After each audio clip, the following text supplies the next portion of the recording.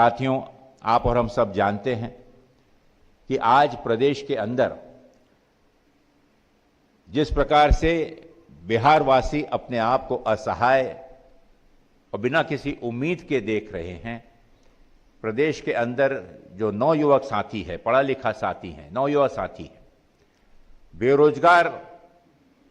अपने आप को महसूस कर रहा है, लेकिन आने वाले दिनों में उसे एक भी ऐसी संभावनाएं नजर नहीं आ रही जिसके चलते हुए उसे आशा और उम्मीद हो कि अपने माँ बाप की कड़ी कमाई के चलते हुए जो अध्ययन, जो शिक्षा उसने प्राप्त की, उसके चलते हुए वह अपने परिवार को, अपने माँ बाप को किसी नौकरी के सहारे कोई मदद कर पाए। बेरोजगारी आपने देखा कि चरम सीमा पर है, दूसरी तरफ महंगाई चरम सीमा पर है। रुपया जो पास में दो कमा कर लाते थे उसकी भी कीमत आधे से भी कम हो गई है। और ऐसे अवसर पर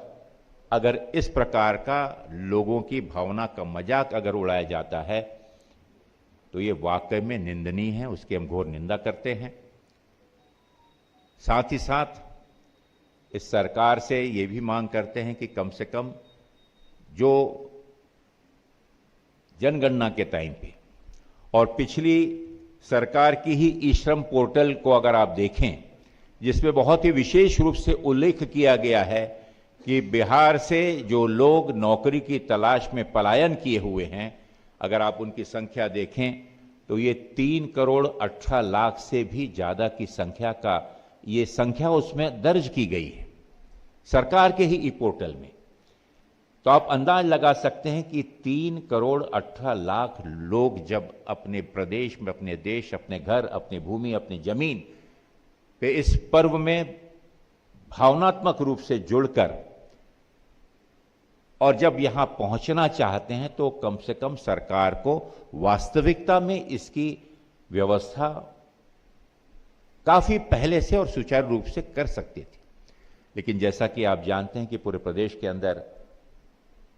ही नहीं बल्कि जिसे डबल इंजन सरकार और ट्रिपल इंजन सरकार का नारा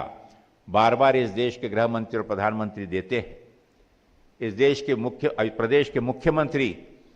वाहवाही लूटने के लिए कई चीजों की गिनती गिनाते हैं, लेकिन जमीन पर एक भी ऐसी कोई उपलब्धि नजर नहीं आती जिससे इन श्रद्धालुओं को किसी प्रकार की राहत मिले। तो आज हम यही कह सकते हैं कि ये भारतीय जनता पार्टी, माननीय नीतीश जी की सरकार, नीतीश जी बिहार वासियों का सम्मान करें, उन्हें जिस प्रकार से दूसरे दर्जे और तीसरे दर्जे का नागरिक समझकर उनका मजाक उड़ाया जा रहा है वो बंद करें और इस प्रकार के पर्व को राजनीतिकरण ना करते हुए वास्तविकता में श्रद्धालुओं को, लोगों को घर पहुंचने में जो मौलिक सुविधाएं हैं वो उपलब्ध कराएं।